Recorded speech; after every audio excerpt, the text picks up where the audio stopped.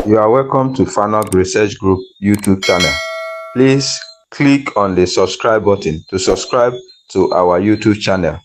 You will get notified whenever new video is uploaded. Thank you.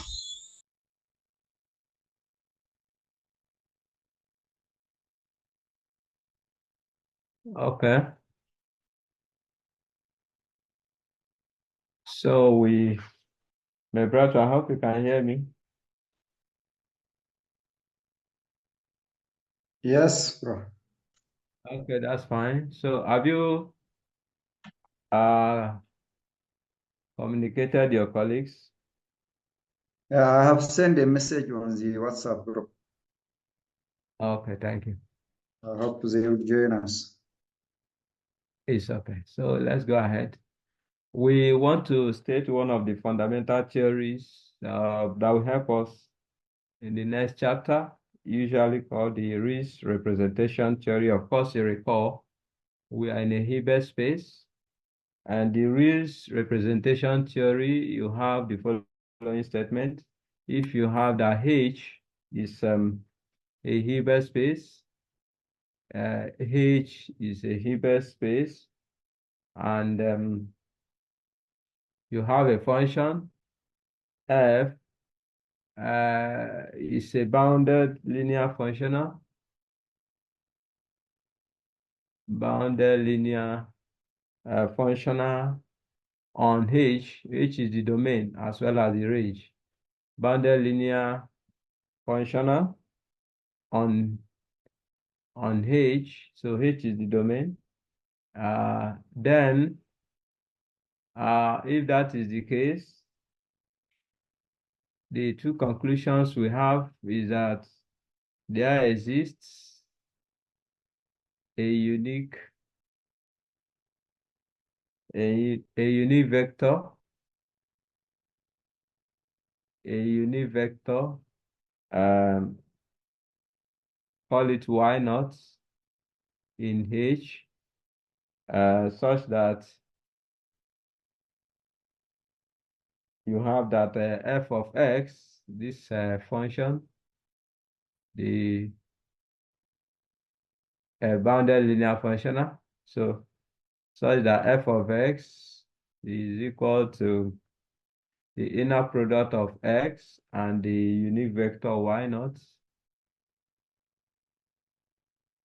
Of course, for x varies in H. Of course, y naught is the unique vector, which we have talked about. So number two conclusion is that number two is that norm of f is equal to norm of y naught.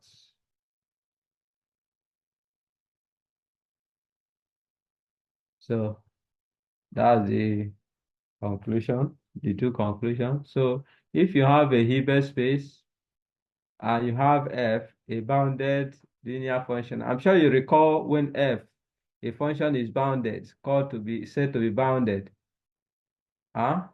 If you have norm of f of x less than or equal to k norm of x, k norm of x, of course, k is a constant greater than 0, okay? So if this holds, you say that k is bounded, and not only that, f is linear functional. So that's the map f.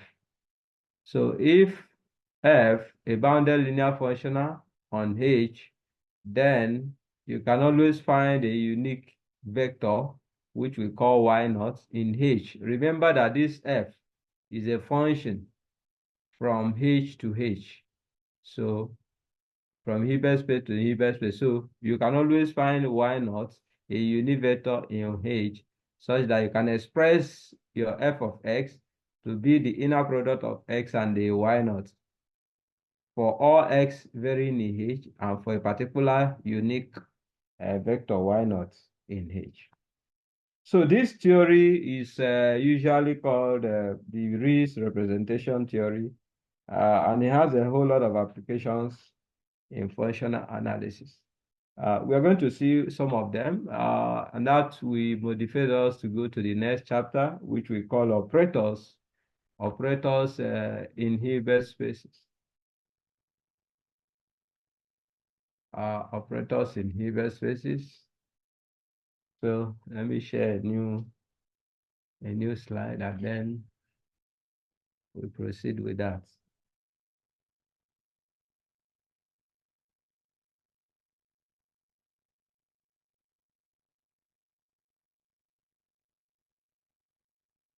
Operators in Hilbert spaces. Of course, we define the following definition.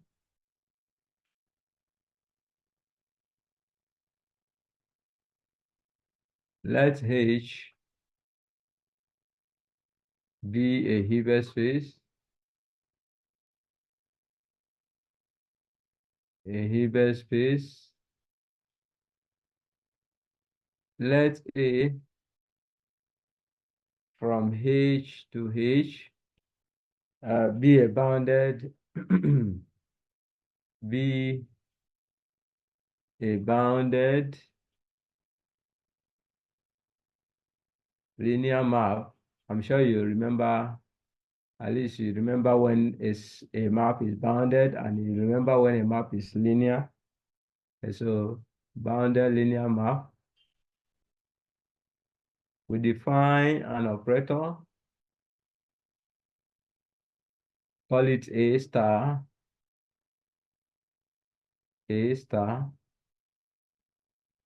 from H to H by the inner product of AX,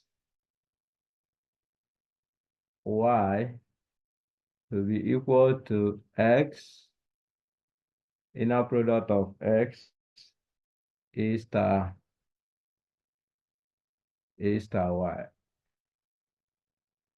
This will happen for all X1 in the domain of A star, which is H. Now, the map A star is called the adjoint of A. Is called the adjoint of A. The adjoint of map A. Okay. You can see here what the adjoint of A. Adjoint of A is just a map having the domain in H and the range in H, defined as follows: the AX inner product of AX, comma Y will be equal to X A star Y. If you check this, how we got this is as if you impose A star on the left to get this right. What I mean is that if you start from the left, look at this.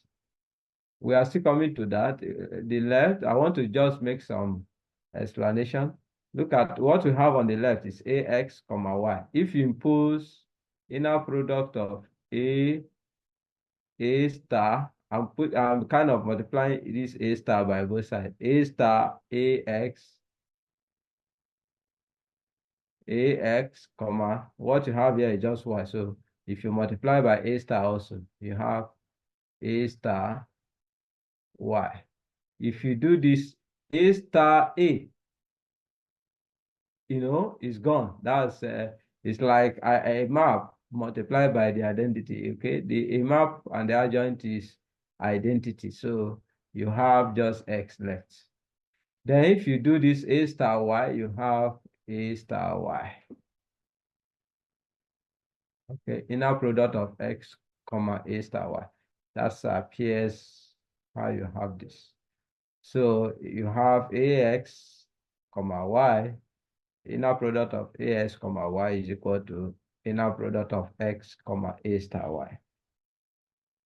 Now, we want to make reference to what we already know, and that's the Rees representation theory. If you have some observation, you discover that the existence of the adjoint of A is actually a consequence of the Rees representation theory. Okay? We are going to see, for example, how that happens. Remember the Rees representation theory. So I'm saying that the existence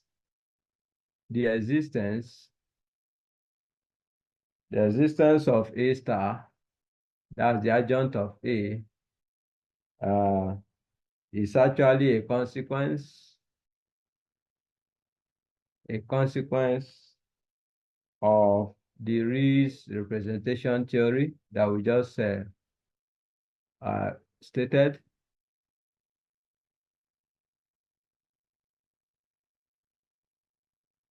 Okay.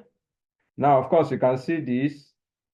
You can see this as follows. If you consider the map,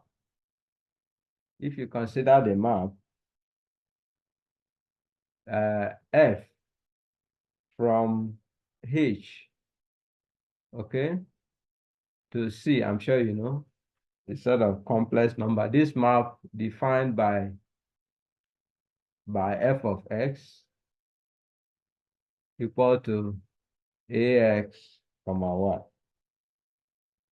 Of course, you can see that this map is a bounded linear functional. It's a bounded linear functional. And if clearly f is bounded linear functional,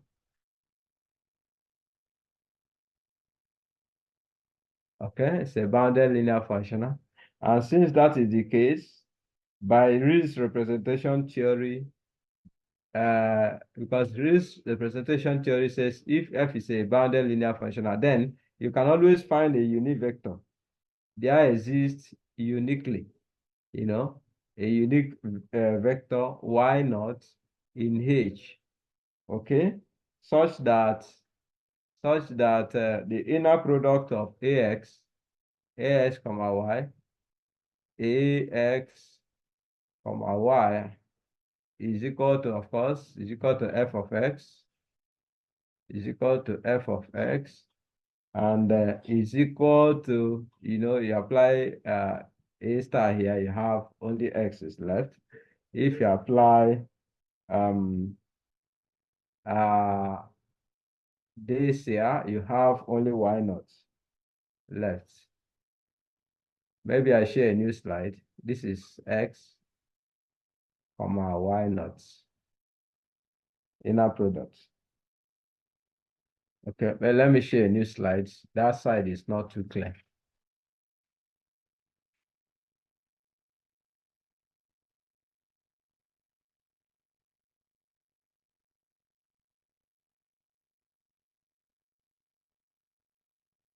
So what you are saying is that you have that inner product of ax, comma, y, of course, is equal to f of x.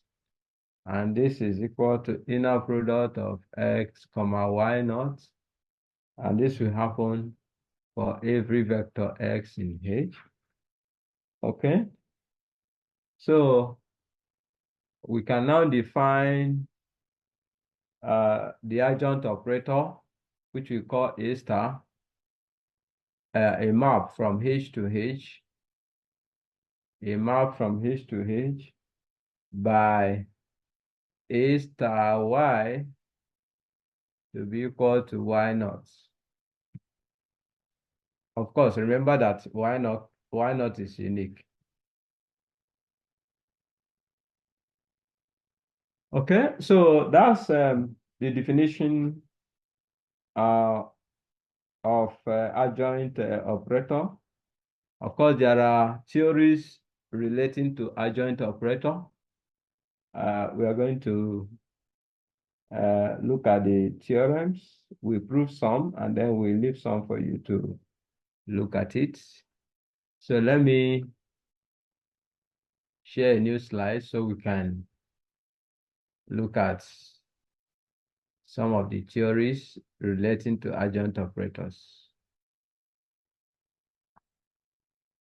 Okay. So theorem.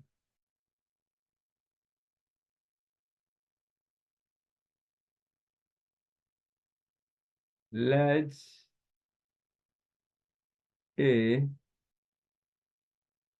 A1, A2, these are maps from H to H, okay, be bounded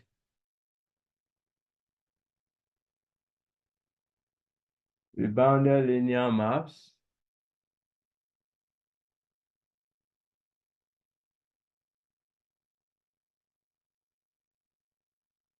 with adjoints,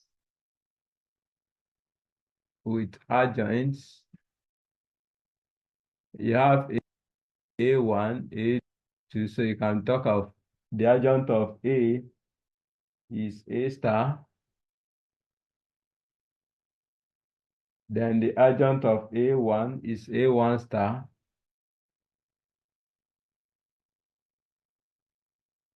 A1 star. And the adjoint of A2, of course, is also A2 star, respectively.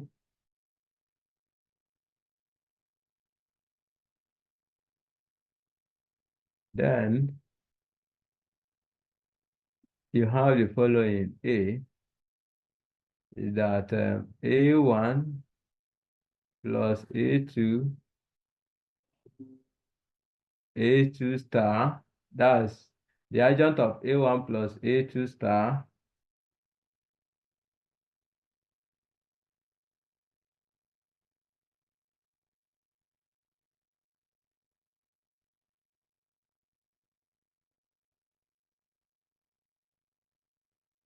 is equal to A1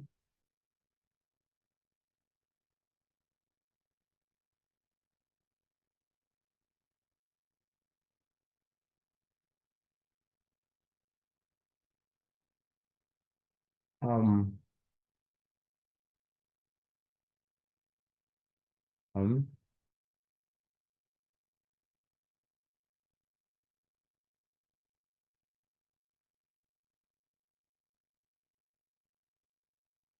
so this is equal to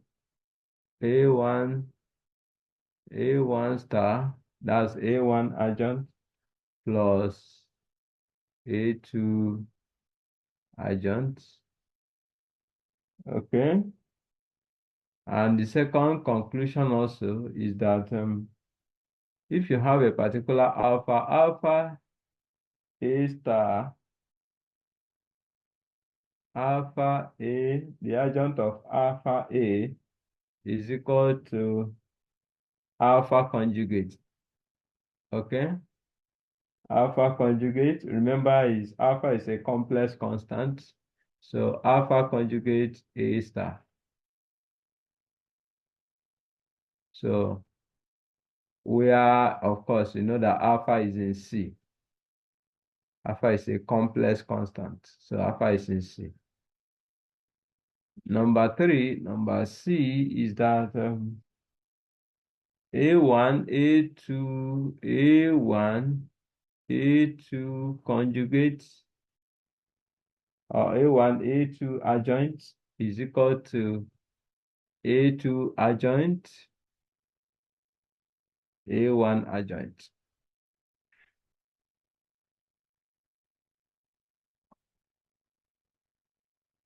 So you can see here the order is reversed. A1, A2 adjoint is equal to A2 adjoint, A1 adjoint. So the order is reversed. A1, A2 becomes A2, A1 adjoint. Okay, so number D is that A adjoint, can see A adjoint, then you close bracket adjoint again. We recover A back. Okay. Number E is that norm of A is still the same thing as norm of A adjoint.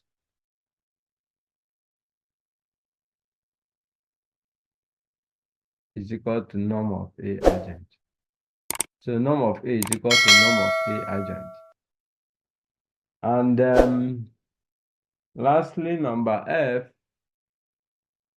is that norm of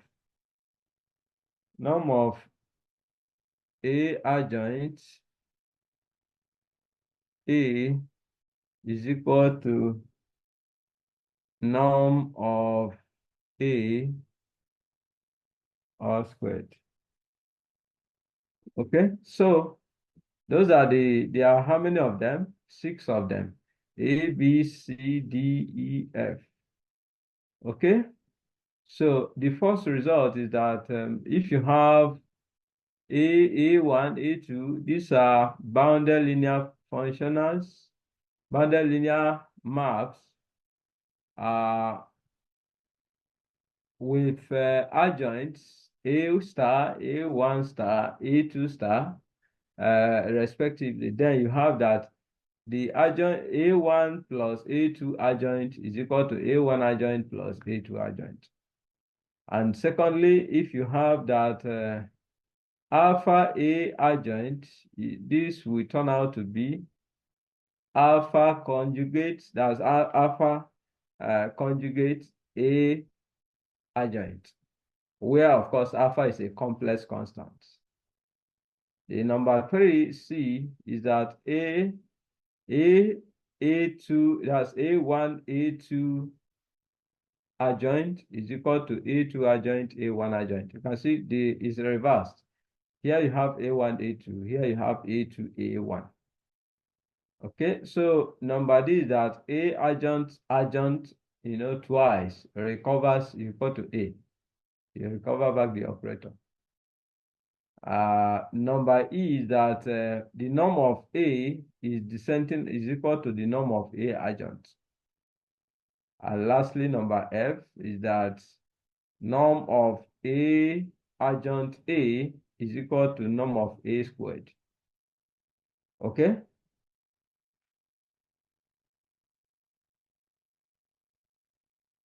So that's we can see some of the proof. We prove some of them, and then you can look at some of them also. Okay? If you look at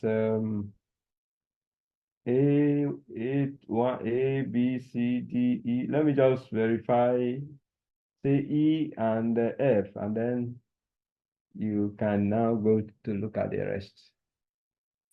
Okay? Proof.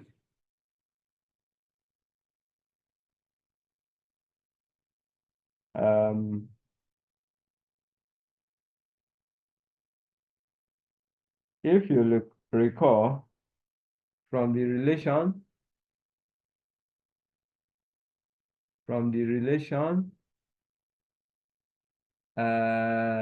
definition that inner product of X is star Y is equal to inner product of AX, comma Y.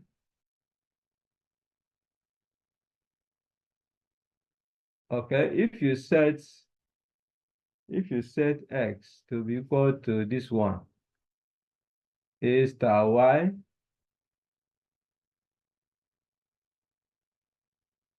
what do you have? We have the following.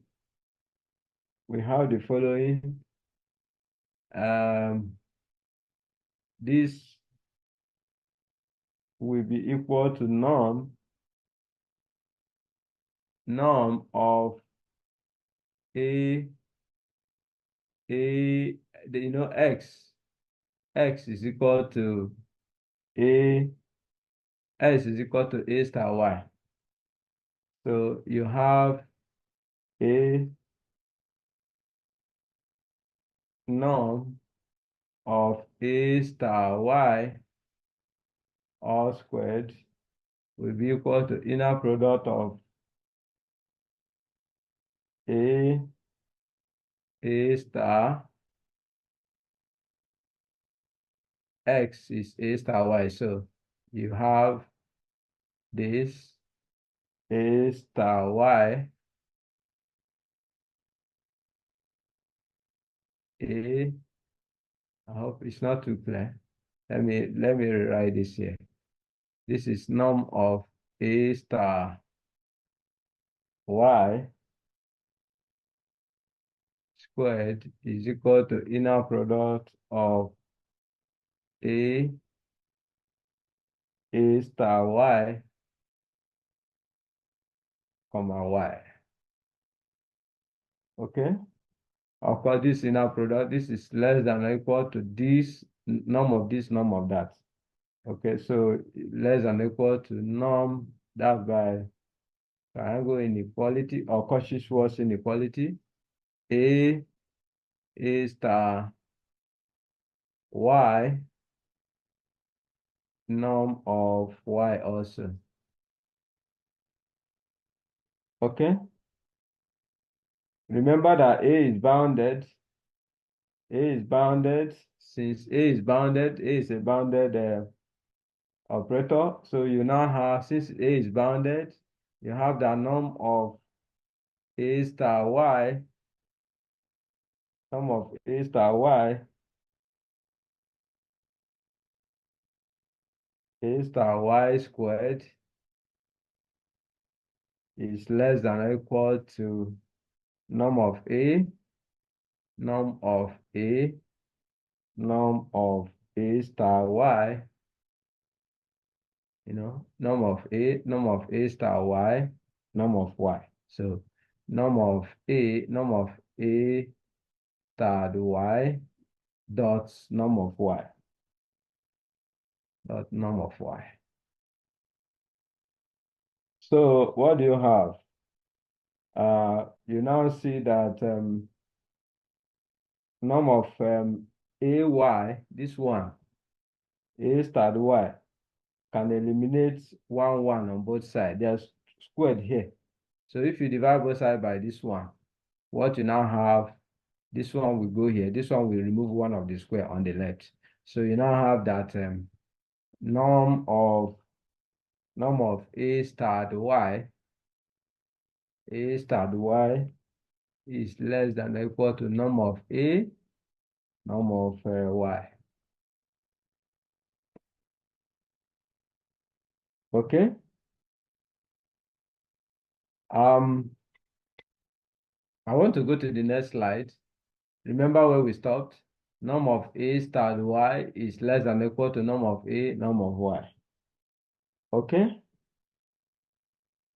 So if I go to the next slide, we can record the last inequality before we continue.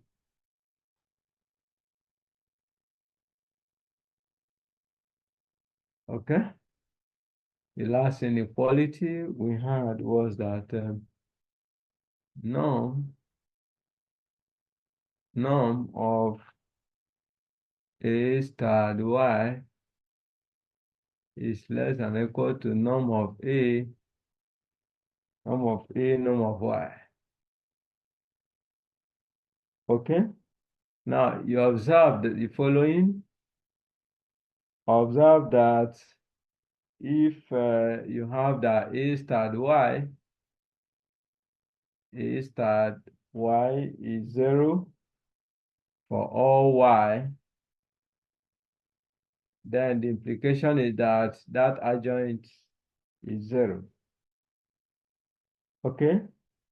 And if that is the case, you now have that norm of norm of A star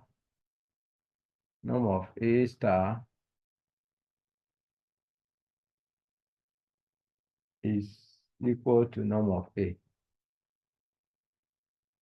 Okay? So which is this? Norm of A is equal to norm of A star. Okay? So that is that. You can verify other inequality or equality. Some of them are inequality. In fact, all of them are equality. So you can verify others using similar arguments. Okay. That's adjoint operators. We also have other type of operators, self-adjoint, normal, and also unitary operators. So we are going to define all these operators, and then we now characterize them with some theories as well.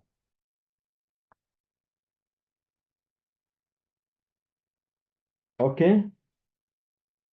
We are gradually winding up because after this chapter, we now go to optimization.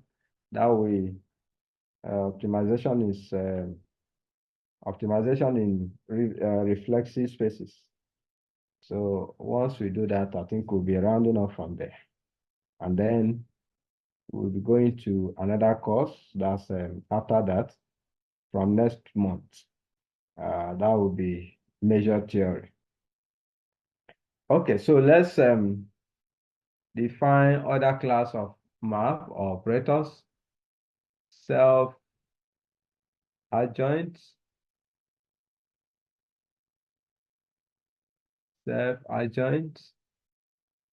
normal, and unitary.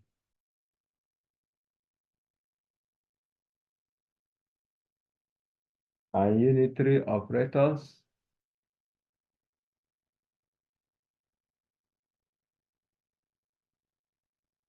Definition.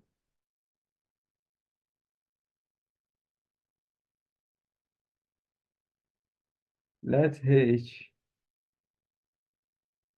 be a Hilbert, space.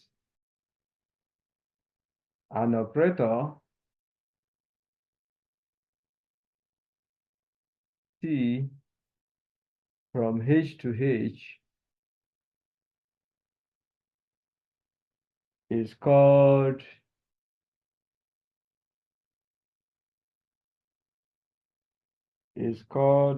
number one, self-adjoint.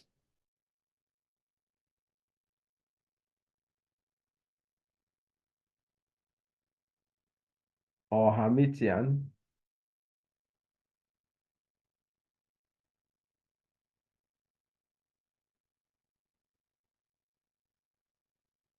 If you have that T is equal to T star. T is equal to T star.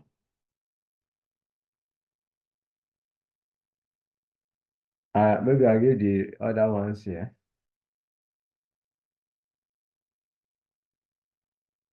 Number two is called normal. If you have that T star T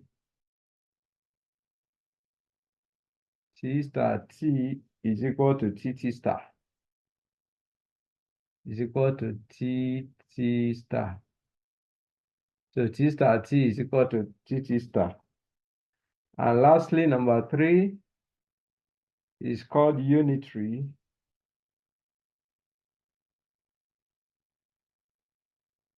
If you have that T star is equal to T star T is equal to the identity operator, which is called I. So Now, those are the definition. Number one, self-adjoint. If you have that T and T star is the same. Okay? T, the operator, T star is the adjoint of T. If both T and T star is the same, so that's self-adjoint or Hermitian. And if T star T star T, that's the second. If T star T is equal to TT star. Okay, so that's normal. And unitary, if T star is equal to T star T is equal to I. That is the identity operator. That is called unitary. Okay? So we are going to give some theories that characterize some of these defined maps or operators.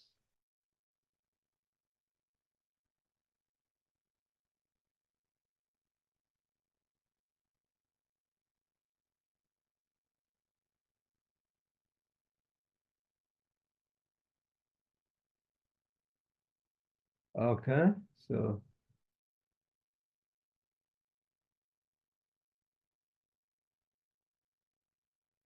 here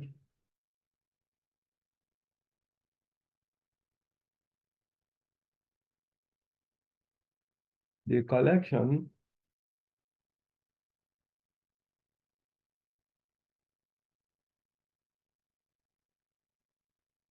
of self-adjoint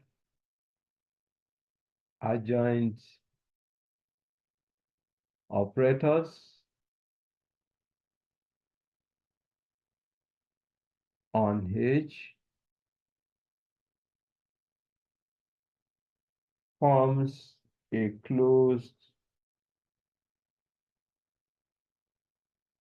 real linear subspace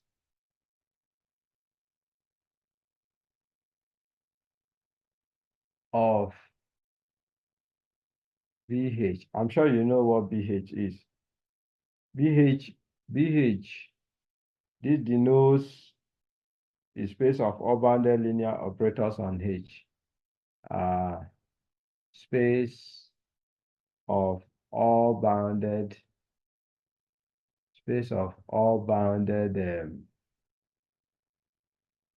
linear operators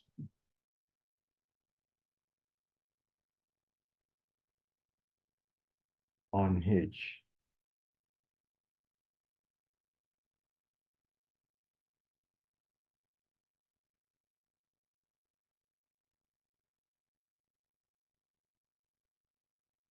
So that is that,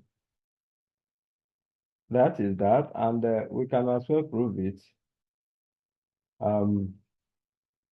If you have the collection of self-adjoint operators on H, that collection forms a closed real linear subspace of BH.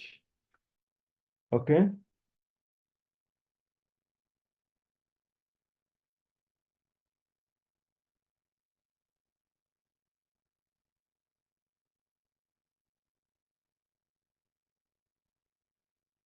I share a new slide so we can quickly construct the proof.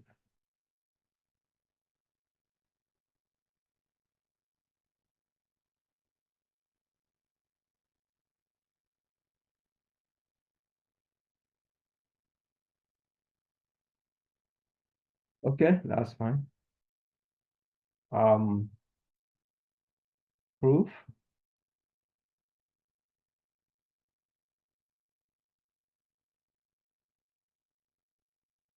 Now, the set of self-adjoint operators on BH, we've already defined what BH. That's the collection of four bounded linear functionals on H. This is closed under addition, and scalar multiplication. Of course, you can easily see that because if, for example, T1 and T2 is in BH, it follows that T1 plus T2 is in BH. Okay?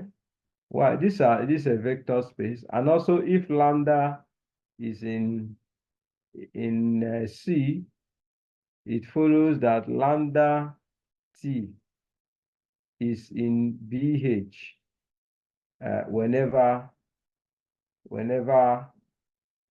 T is in BH. So this closure for self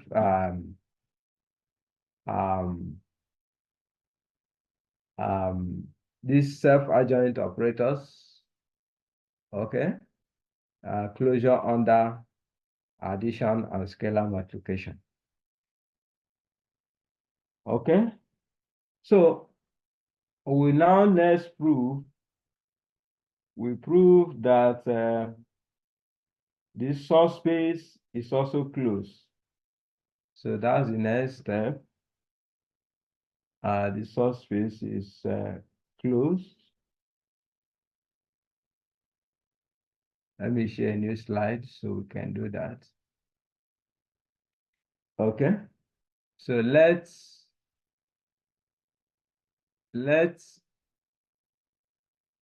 Tn be a sequence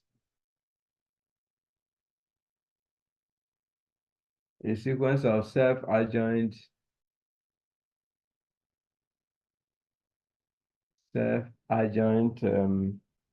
operators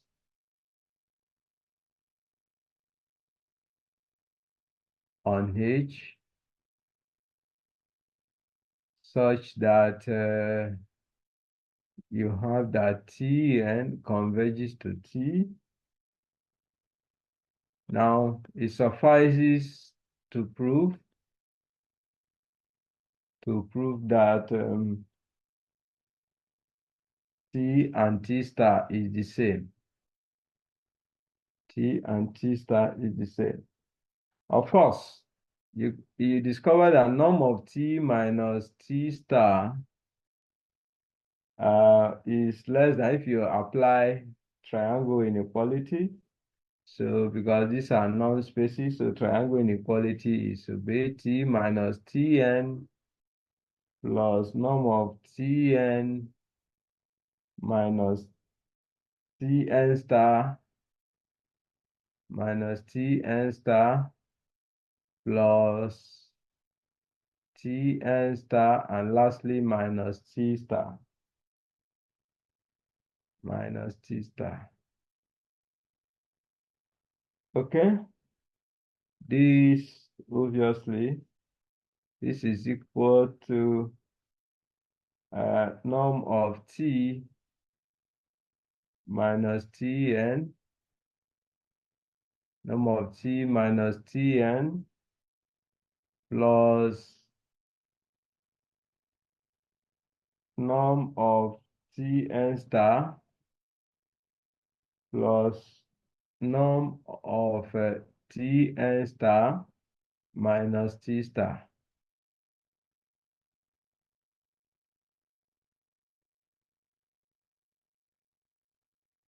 Okay. This and this is the same. Don't forget that we are talking of self-adjoint. So Tn minus Tn star is gone. So what you now have left is this one and this one. Those are the ones that will contribute. Okay? This is because this one is gone. This one is gone because Tn is equal to Tn star. So if you do Tn minus Tn star, it's gone, it's 0. So the only one that is left is this and this, which is norm of Tn minus T, norm of T minus Tn plus norm of Tn star minus T star. Okay, so that's the one left. And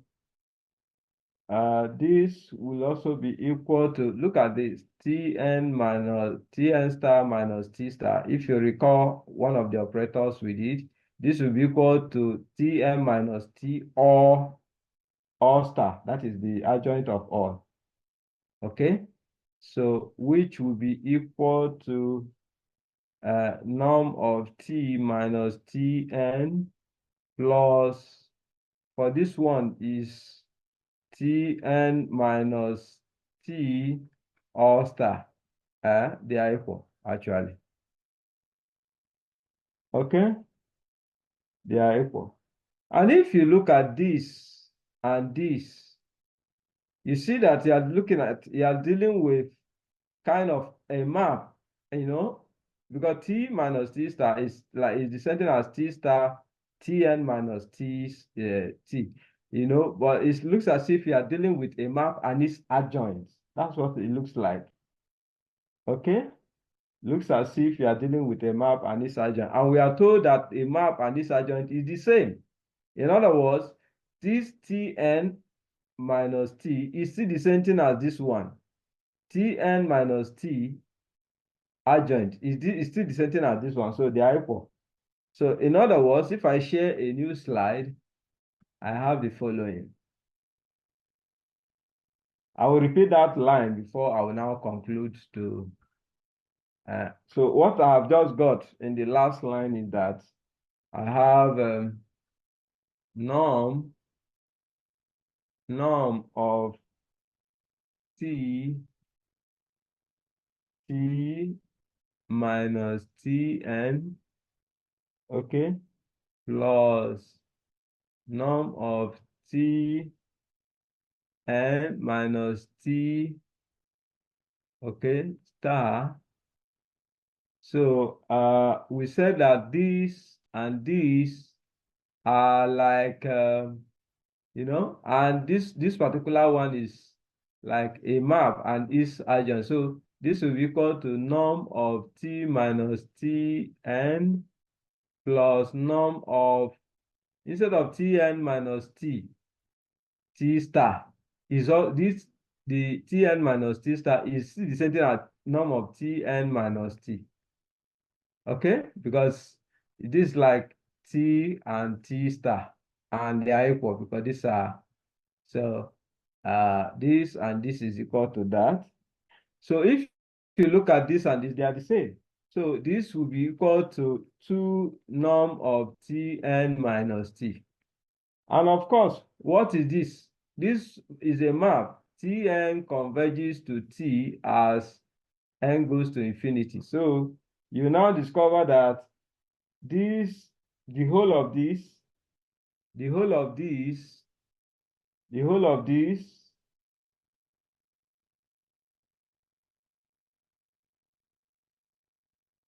the whole of this, Tn, the whole of this goes to 0 as n goes to infinity. So that, where did we start? We started with the fact that norm of T minus T star is equal to all of this. So if the whole of this goes to 0, that means this is equal to 0. And this implies that T and T star is the same. Okay. So that's one of the characterization of self-adjoint operators.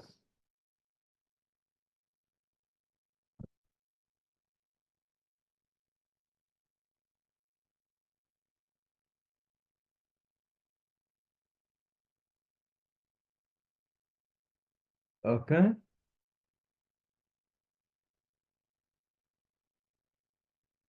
So we go to yet another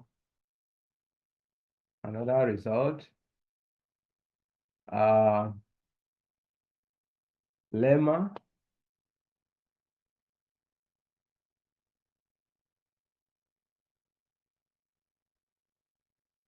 lemma, if T is bounded, if T is bounded linear operator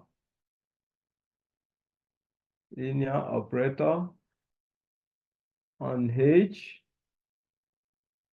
then we have the following. We have that inner product of Tx, S is equal to 0 for all vector x in H,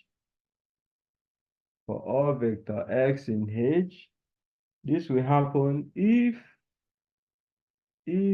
and only if you are dealing with a zero operator. Okay? So in other words, if you have that T is bounded on H, if you have that the inner product of Tx, S is 0 for all vector x, you can actually show that T is a zero operator. Conversely, you can see that if you assume that T is a zero operator, you can show that the inner product of Tx, S is 0 as well. Okay, so of course, if T is a zero operator, you can show this. I'm sure you can show this theorem easily. So that's yet another characterization. I give you yet another characterization for self-adjoint before we now go to the next one, which is normal operators. So maybe I share yet another slide.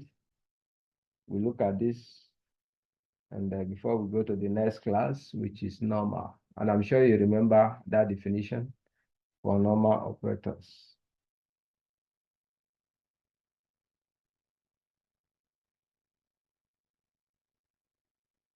Okay, theorem.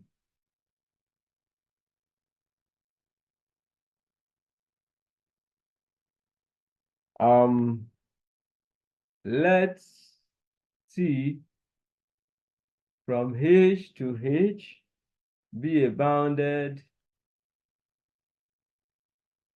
linear operator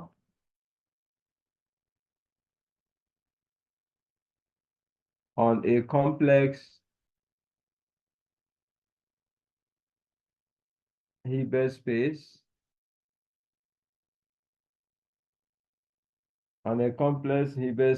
H, then T is self-adjoint if and only if you have that the inner product of Tx, X is real. In other words, it's going to be a real number. Okay. So that's yet another characterization for self-adjoint. So if this T be a bounded linear operator on a complex Hilbert space, then T is self-adjoint if and only if Tx, X is real. So even though you are in a complex Hilbert space. So if T is real, you can show that T is bounded, and conversely, T is self-adjoint, and conversely, if you show that T is self-adjoint, you can show that if you assume that T is self-adjoint, you can show that Ts, S is real. Okay, so that's all about some of the characterizations we have for self-adjoint. The next one we look at now is the normal operator. I'm sure you remember when we say that T is normal. T is normal if you recall normal, we said that T is normal if T star T is exactly as T star. In other words, whether T star adjoint comes first before the operator or operator comes first before its adjoint, they are actually equal. So that's normal type of operators, and that's the kind of operators we want to characterize next. Okay? So we characterize them using the following theory.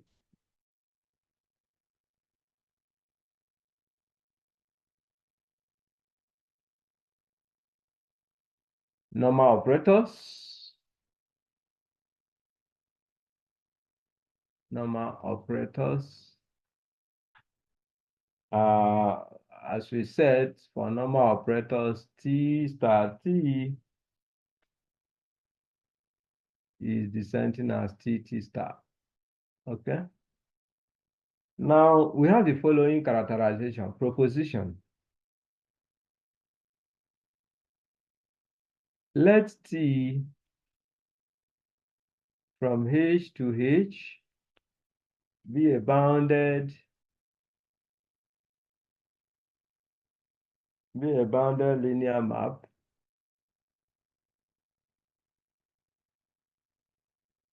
if T is normal. If T is normal, meaning that this is satisfied, that equality is satisfied. If T is normal, then the following equality holds. Norm of Tx is exactly norm of T star x. So the norm of Ts is equal to norm of the adjoint of Tx. Okay, and that will happen for every vector x in the domain of T, which is H. Okay, the proof is very simple and very straightforward. Now, since if you let T, if T is normal, then you have the following norm of Tx. Remember, if T is normal, you have T star T to be TT star. So norm of Tx squared will be equal to, of course, by Cauchy-Schwarz, norm of Tx squared is exactly inner product of norm of Tx. I'm sure you already know that. So, which is equal to, if you apply the T star to both sides, you have, if you apply T star T, you have inner product of x, comma, if you do the same thing here, you have T star Tx, okay? Now, this is equal to, because this is, this is normal, T star. If it's normal, T star T is the same thing as TT star. So instead of writing T star T, I can write TT star. So this is equal to inner product of x is still there. This T star will come first. So T star T star is there, so T will come first because it's T star T is TT star, so TT star now will be here. So you have T star x inner product. Okay.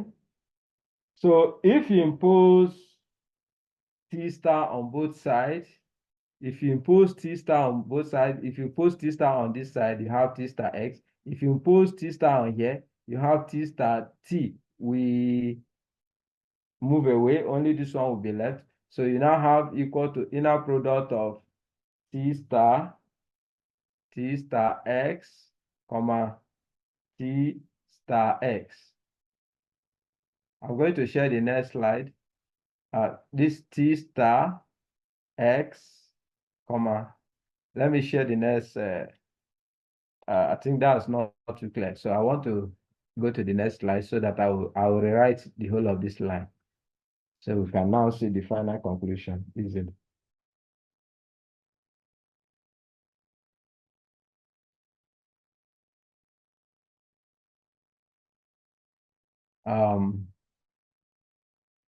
The last step, or the last, if you recall, what we have is that inner product of x, comma, t star, inner product of x, comma, t star t, x is equal to inner product of x, t star t is, because it's normal, you can talk of t star, so t star x. Okay, if you impose t star on both sides, you have, if you impose t star here, you have t star x, comma. If you impose t star here, you have t star t. Okay, t star t. So, and that's obviously t star t is identity. So that's obviously off. You now have star x. Okay, and obviously, what is this? T star x, comma, t star s. That's equal to inner product of t star x, t star x dot norm of t star x, t star x, which obviously is equal to inner product of t star x all squared. Okay. And what have we done? Where did we get this one? That is what we have just shown is that we've just shown that that norm of tx squared is equal to norm of t star x squared also. I don't like if you remove the square, you find the square root of both sides. So this implies that norm of tx is equal to norm of t star x. Norm of t star x. Let me calculate it here. We have just shown that norm of tx is equal to norm of t star x. So that's it. The norm of the operator is exactly the norm of the adjoint. Okay, so that's one of the characterization of normal operators. The norm of the operator is the same thing as the norm of the adjoint if you are dealing with a normal operator.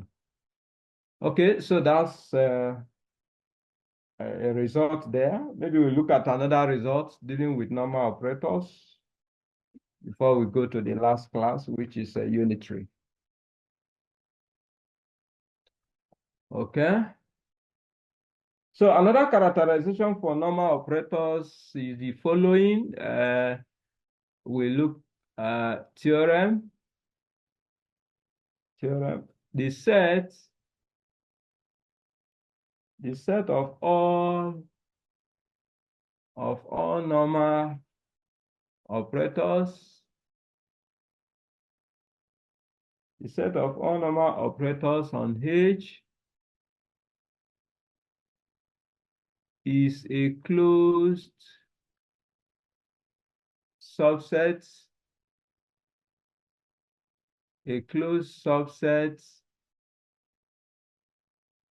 of BH. I'm sure you remember BH, well defined, the collection of all bounded operators on H. Now, which contains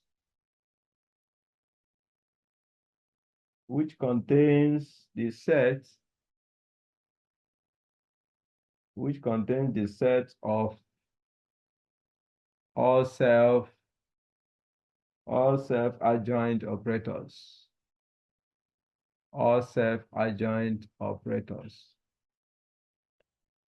And it's also closed under scalar multiplication. also closed under scalar multiplication. It's similar to the result we proved before. When we are dealing with,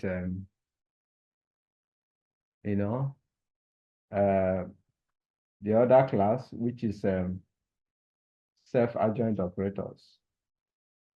Okay. The proof is also similar, so you can look at that as well. Okay, so we now go to the last class of operators, which is the unitary operators. Unitary operators.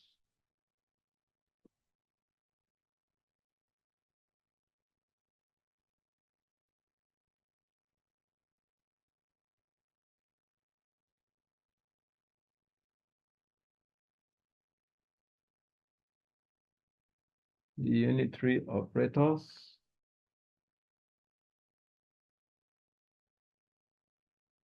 I'm sure you remember the definition. Unitary operators.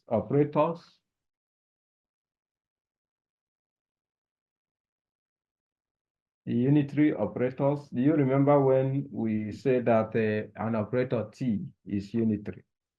Of course, the definition is that if T is unitary, if T star, is equal yes, to R T is equal to entity.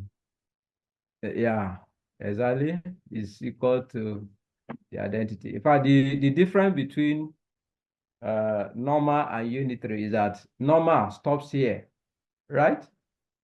Yes. But unitary extends to this one, so that's the major difference. Okay, so we can state some results that characterize this type of operators, unitary operators. Next week will be very important to us. That's the week we'll be rounding up almost. We'll be looking at optimization optimization in reflexive spaces. And that optimization is always a major tool. For some of you that are doing a PhD, after that class, you may likely be looking at whatever research paper you have in your field that deals with optimization, and you begin to see some of the method that we'll discuss next week. Though we not, obviously optimization is a course on its own, but that's just an introduction to it, which obviously we also guide you in your research. So let's characterize this type of operator, unitary operators. Maybe I share a new slide that will help us to state all the theorem in one slide.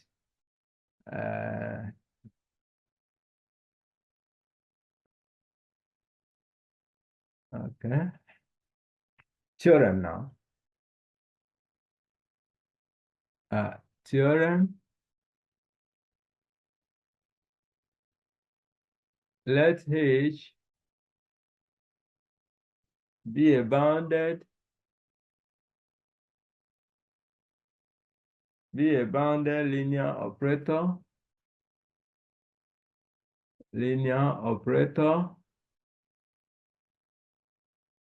on a Hilbert space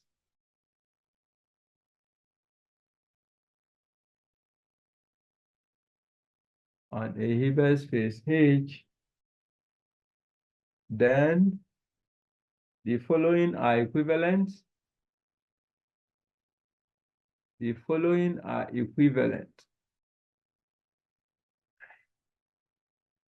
Number one is that T star T is I, the identity. Number two is that the inner product of Tx, Ty is the same thing as inner product of X, Y. And lastly, number three is that norm of Tx is exactly norm of x. Okay? And all this is for every x in H. H is the domain of T, okay? So I'm sure you know how to prove this type of results. You can start from 1 to show 2. You can start from 2 to show 3. You can start from 3 to show 1. Okay, that's the proof. Because they are equivalent. They are equivalent, really. So they are equivalent. I want you to remember all this. That T star T is I. Obviously, that will not be too difficult to show, but we show that also. The inner product of Tx, Ty is inner product of X and Y. The inner product of norm of Tx will be equal to norm of X. Okay, remember that, hey, we are in Hilbert, H is a Hilbert space, and of course, T, let T be a bounded, T is bounded linear operator, so H is a Hilbert space, but T is a bounded linear operator on a Hilbert space H, on a Hilbert space H. So then the following are equivalent.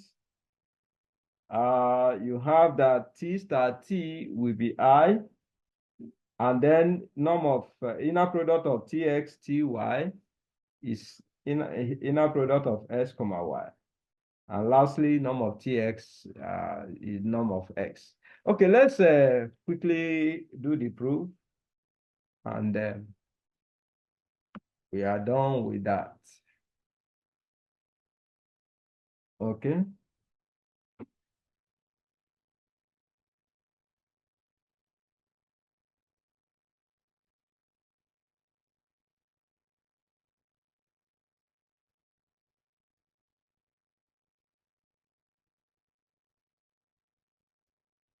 Of course, proof.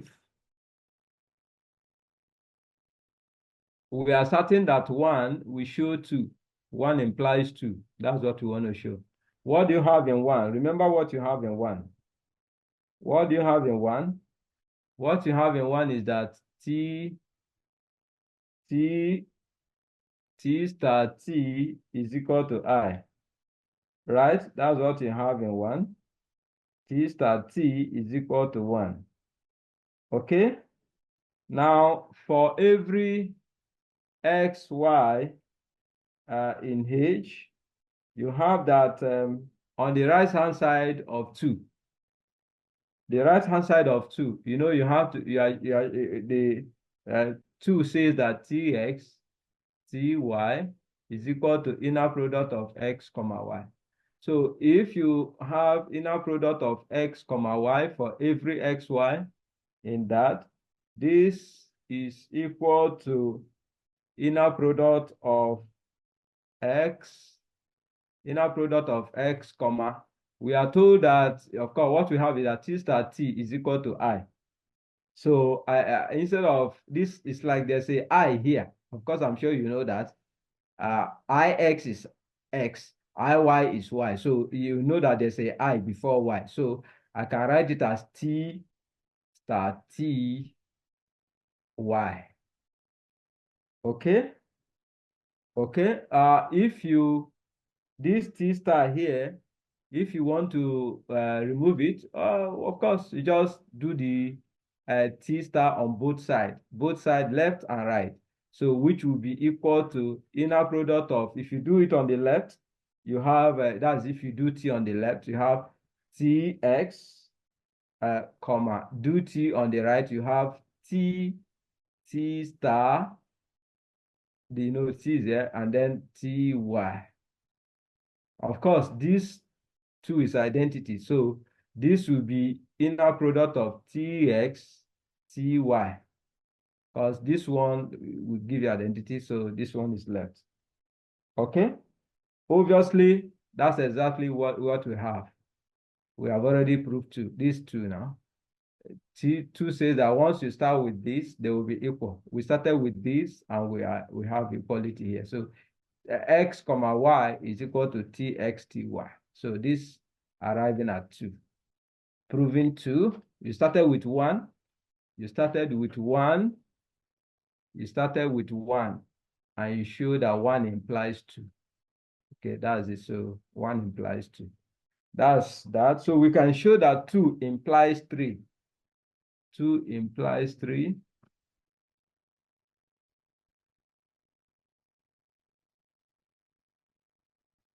And I'm sure you remember 2, you also remember 3. Let me write it 2. 2 is saying that inner product of tx, comma ty, okay, is the sentence as inner product of x, comma y. X, comma y. And 3 says that 3 says that norm of tx is exactly norm of x. Okay? So we are now saying that 2, the next we want to prove is that 2 implies 3. Okay, meaning that I have 2. If you have 2, can you show 3? Okay, that's what we want to see. Of course, if you have 2, it then means that I have this, which is norm of tx, norm of ty. That is, you have inner product of tx, ty, inner product of tx, ty, ty, ty. Okay, so of course, x and y can be the same also.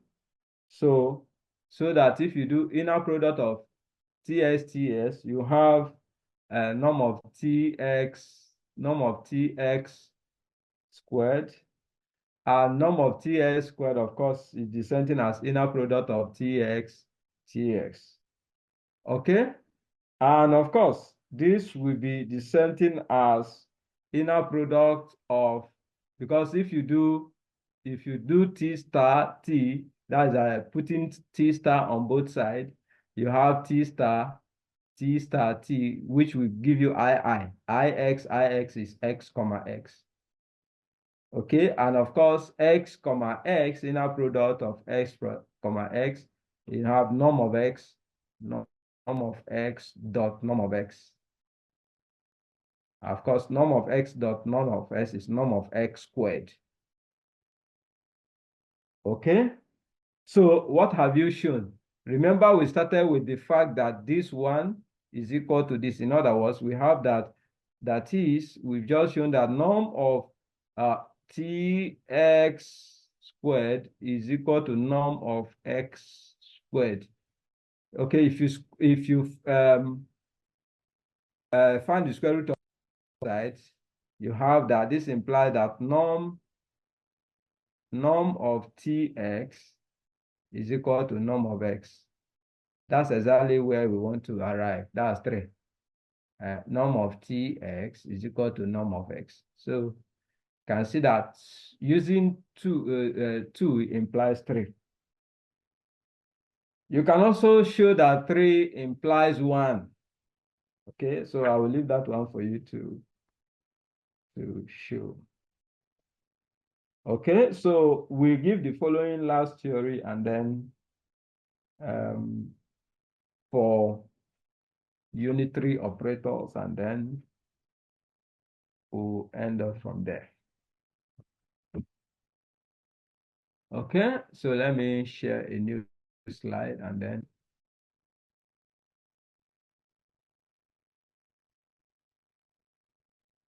we give the next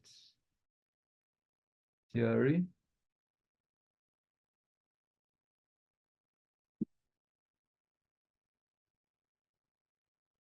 Okay, that's fine.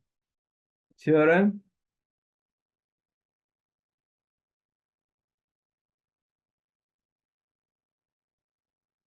Let T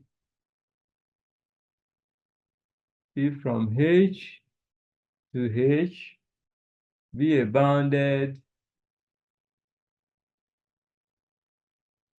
linear operator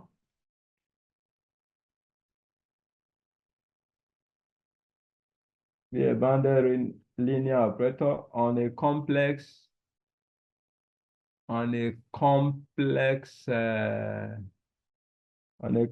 Hilbert space,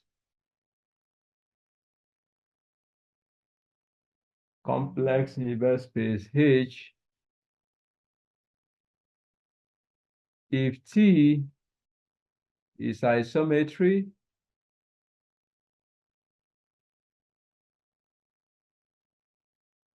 then you have that T star T is equal to I. In fact, this is not far away from 1 and 3 in that last result. So that's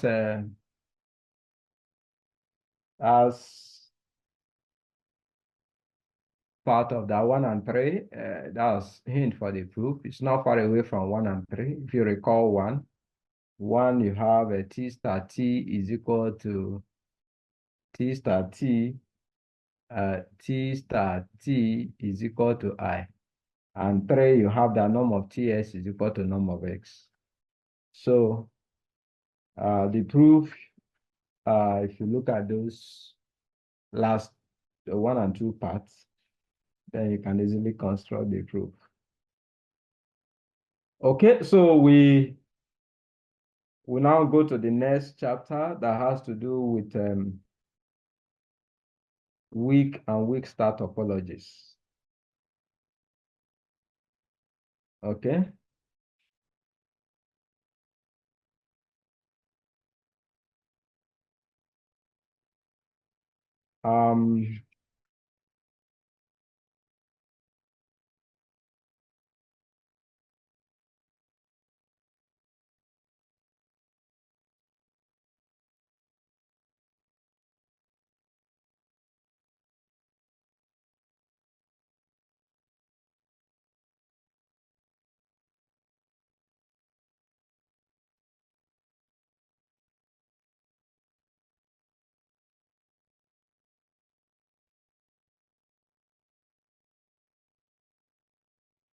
Okay, so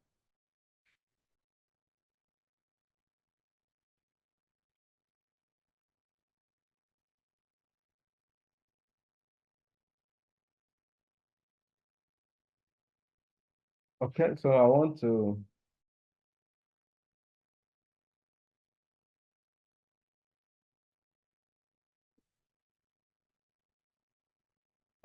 so we are there now. We look at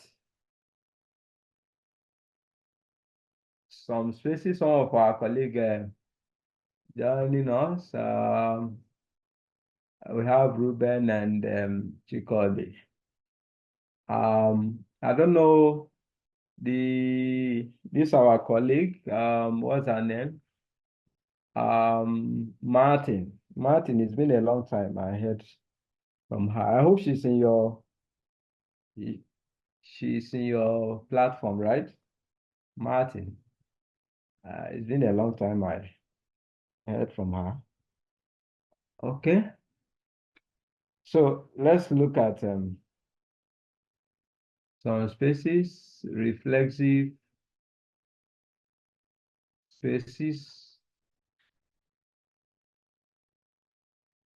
Now, if you recall from weak topologies, yes, I think sometime I mentioned that that's I think the earlier chapters where I dealt with duality kind of mapping.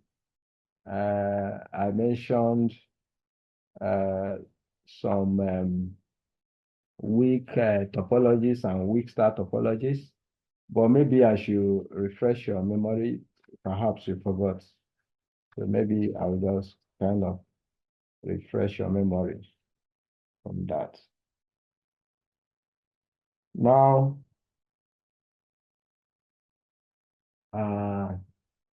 let's E, that's the set E, be a set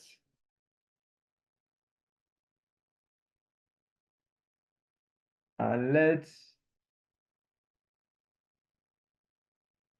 yi, of course, I is from some index set, be a family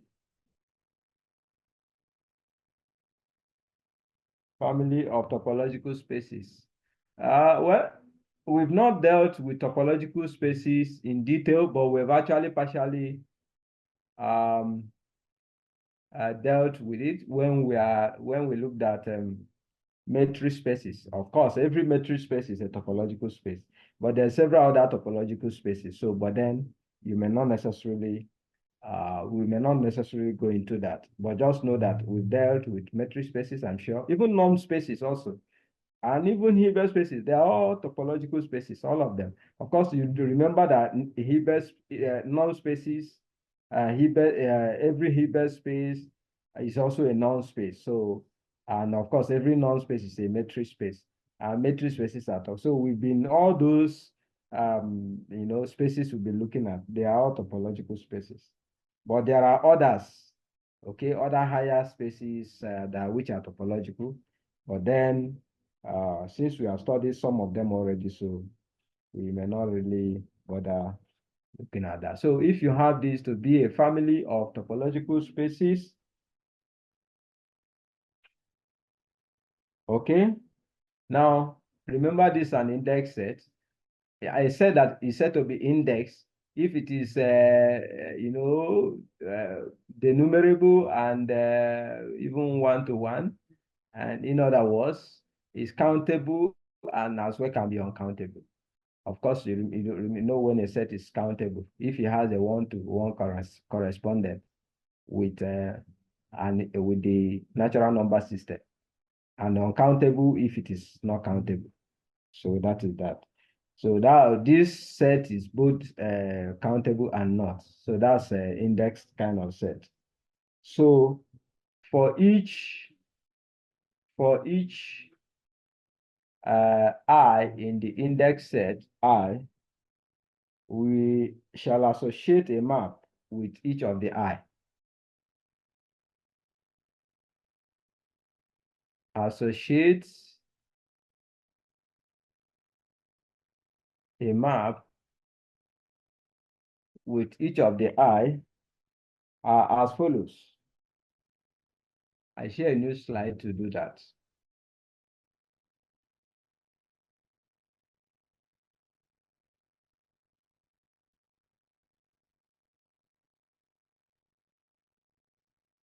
As follows, a map, call that map phi I, we are associating each I with a map. And of course, the domain of the map is E going to the family, which is yi.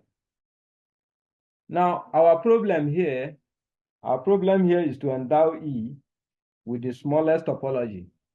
To endow E with the smallest topology, such that this map, phi I, of course, for each I in I, such that we phi I, the smallest topology,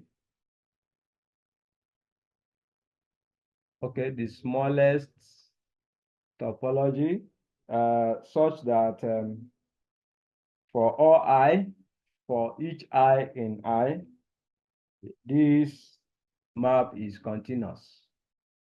Is continuous. I'm sure you remember how we define continuous maps, both using both in reanalysis and also using open bars and closed bars. You remember all of those. So the concept of continuity is clear to you.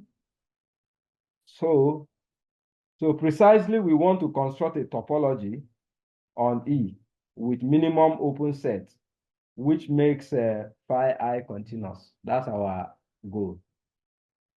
So we minimum open sets that make phi I continuous.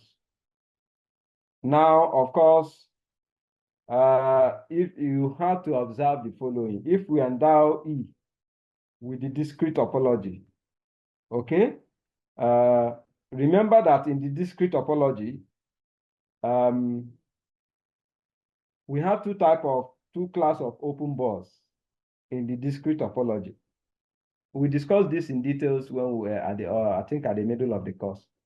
Do you remember the discrete topology?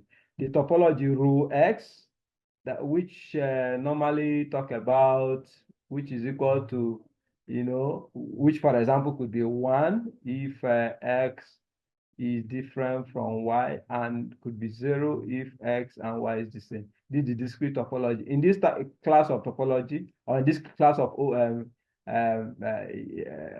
metric or topology, what are the class of open bars?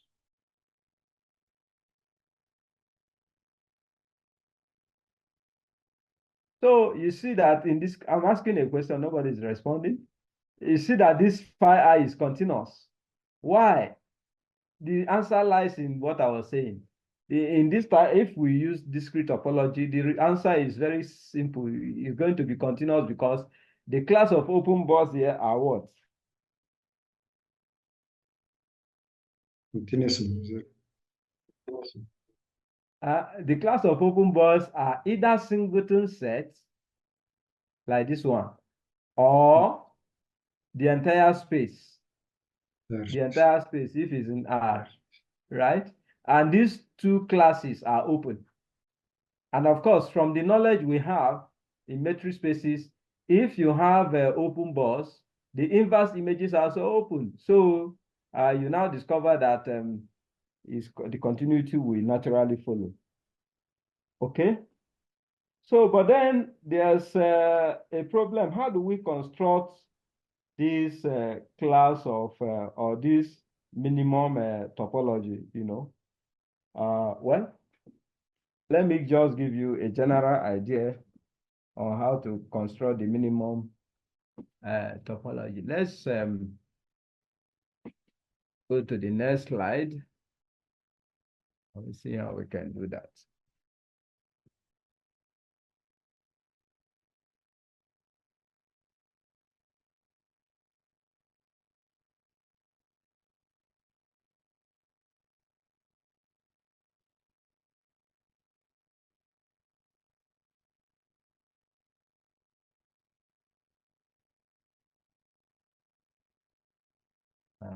Okay.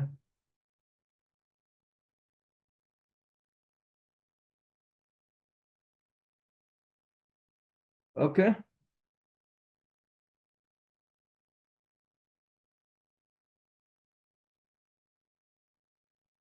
Now, the construction of tau, the topology. Sorry for that. I think the slides sometimes can, okay. Yeah. Okay.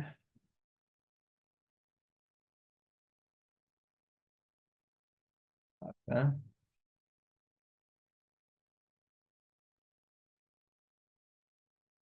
Okay.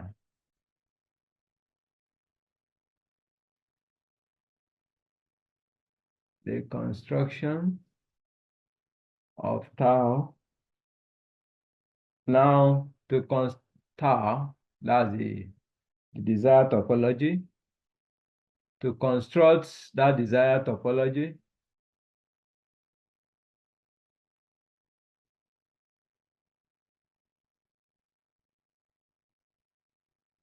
we look at the intersections. Remember that intersections of topological spaces are topological spaces, but unions are not. I'm sure we mentioned that along the line. So we consider first, the finite intersections. Do you remember why we say that the intersections will be finite? There was an example I showed you that if you remove the finite condition, it will no longer be. Look at this set. You see, whatever you say, you must know the reason. If I have this set is open. But if you do intersection I from 1 to infinity, that's if you remove the finite condition. Look at this. What will this be? Finite, if this you do intersection of this set from I1 to infinity, what will it be? It will be 0. And is 0 open in this topology? No, because open intervals in this topology, when n is 1, for example, here, when n is 1, because n runs from 1 to infinity, when n is 1, you have -1, 1. When n is 2, you have -1/2. You know, n is 2. So -1/2, 1/2. These are open intervals in R, are open sets.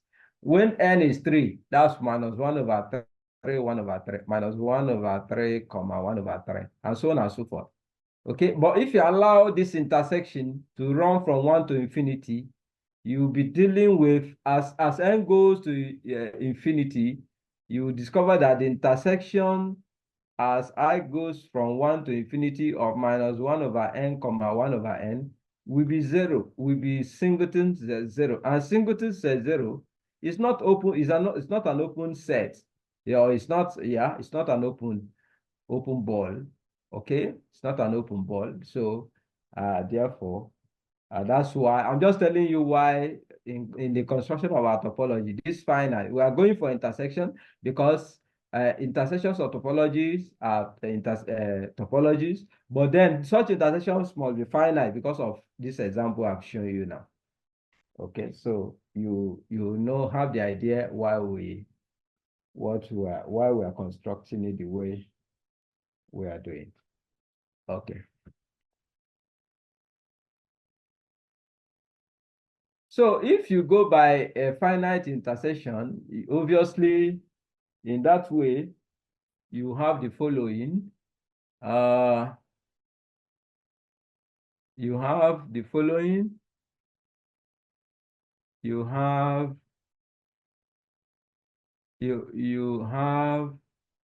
the following family. Call it psi. Okay. Subsets of E, and this subset of E is closed under finite intersection. Finite intersections. You know, what we mean is that when you intersect two or more, provided that it's finite, you get yet another open set that is also part of, part of the members. So, so we consider the family of arbitrarily union. You can look at, for union, it will be arbitrarily unions.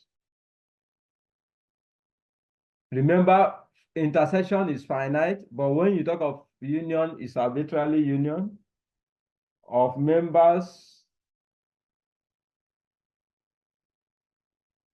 of that family psi. This, obviously, this type of family, arbitrarily union, is obviously closed under arbitrarily union. Is, in other words, if you do the I from I of all the phi I, is yet another open set. Is yet another open ball, rather. Of course, you remember every open ball is also an open set. I think we proved that result as well.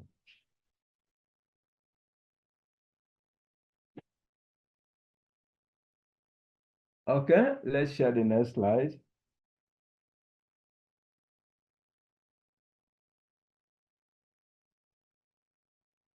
So with this construction, you can see the following evidence. or following observations or inference on tau.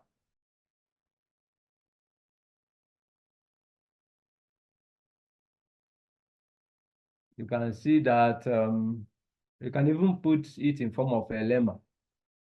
That the family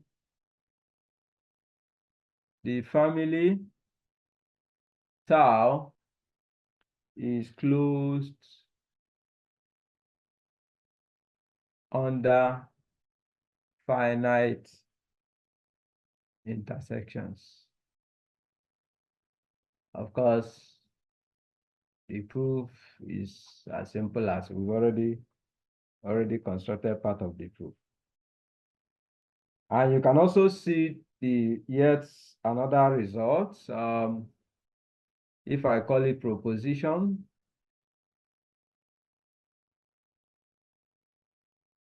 maybe I share the next slide to do that.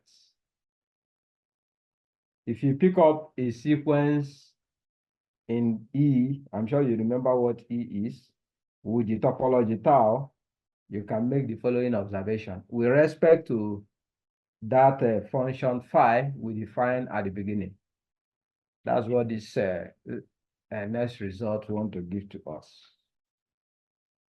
Maybe I call it a proposition.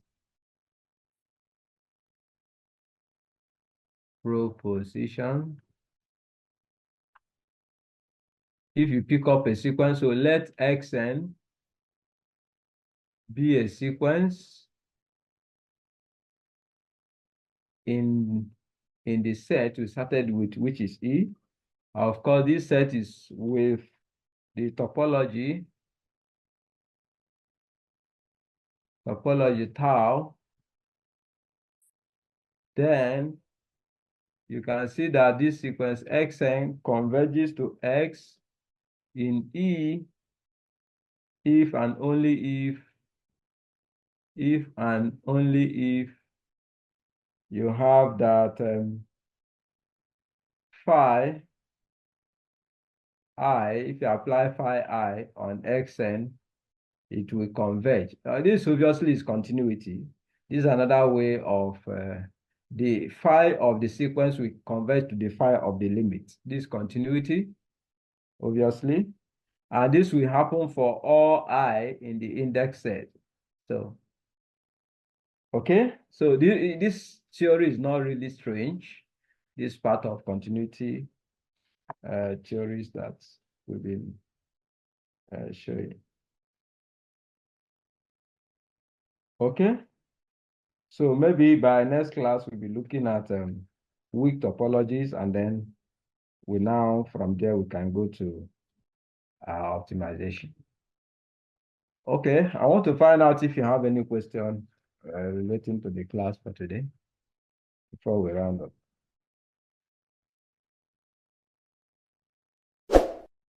Any question?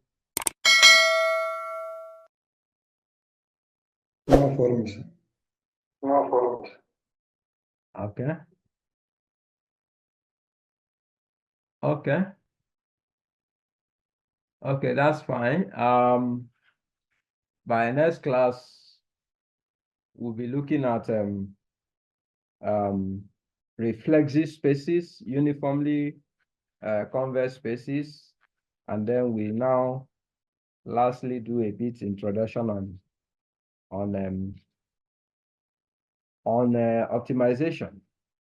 Okay, remember we just finished Hilbert spaces, and of course before we started this. So I'm sure by next class you should be able to. For those of you that did not follow us in Hilbert spaces, you try to cover up, get the lectures and listen to it, and then from there you get ready for the next chapter, reflexive spaces, and lastly optimization. The optimization will just introduction to optimization. Obviously, most of your research